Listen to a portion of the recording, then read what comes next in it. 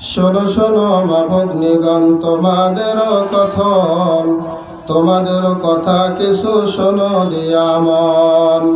যে নারী 5 ওয়াক্ত নামাজ পড়িবে, রমজানের রোজা কভু নাহি সারিবে।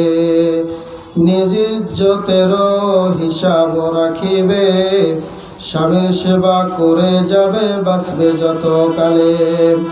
তার জন্য জান্নাতের দ্বার খোলা রবে, যে দ্বার দিয়ে তিনি জান্নাত চলে যাবে। আরো কিছু কথা বল, শোনো দিয়া মন।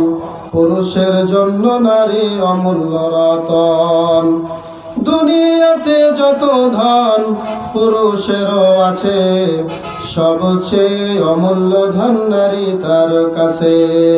কিন্তু সেই নারী তবে নেক হওয়া চাই, ইহ পরকাল তার হয় সুখময়। দুনিয়াতে জাহান্নাম বদ নারী যার, ইহ পরকাল তার হয় ছারখার।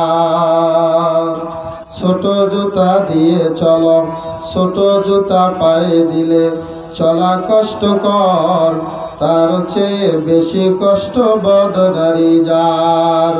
শোনো হে পুরুষ জাতি।